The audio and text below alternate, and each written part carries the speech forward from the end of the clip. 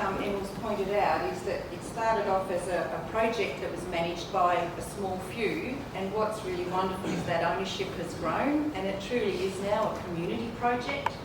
So the fact that we're hoping to move now into a self-sustaining project, and it's up to everyone in this room and those beyond this room to spread the word so that what's done so far in the project continues. So thank you, Emma, for that. Our next speaker is Flora Dean, and Flora has been the Principal Project Officer for the Anticipatory Care projects around the state. Thank you. Oh, it's nice to see everyone. As Julie said, I'm with the Department of Health and been involved in this project from the outset. The Anticipatory Care project actually involves... Okay?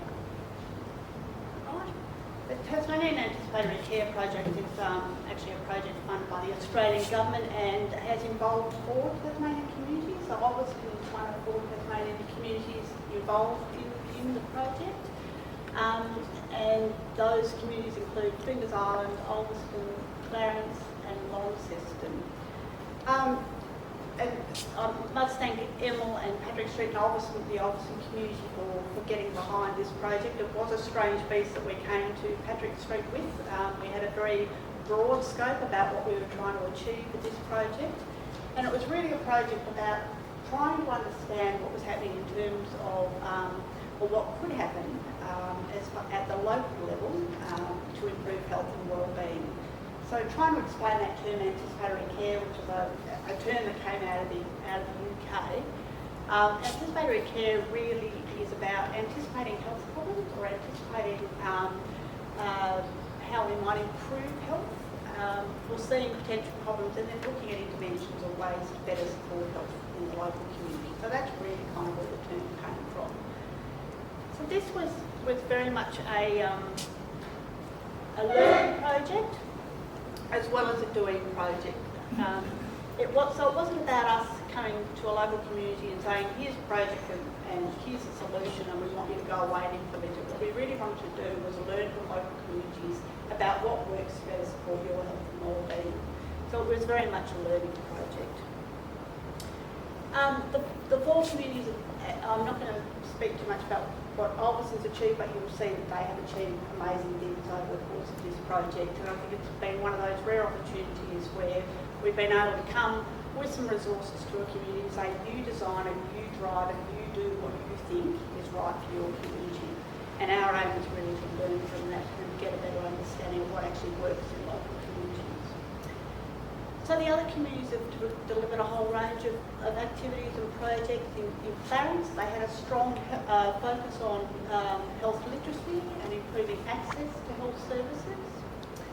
On Flinders Island, there was a strong focus around cultural safety. So some of the early work that Susan Banks and the UTAS team did at the beginning was really talking to the local community and finding out what were the key issues that were important to that local community that better support health at the local level. And for Flinders, cultural safety was a key theme that came up. So they've done lots of work around working with the local service providers around improving cultural safety. Alcohol awareness was also another issue that was raised at that local level, and they've designed a range of programs to actually raise awareness, and having that locally driven has been really important for Flinders because it's those local messages, local families talking to other people that really has been able to raise some awareness there. In the northern suburbs of Launceston, there's been a focus on sort of trauma-informed work. And again, that came out of early consultations. So one of the initiatives that they had was an adventure play program targeted to local young people. And they've also developed some really strong connections with local health service providers, in particular a GP practice that they're working very closely with and looking at ways to better connect people with GP services. And that GP practice coming together and working much more closely with the local community about tailoring their local services in that space as well.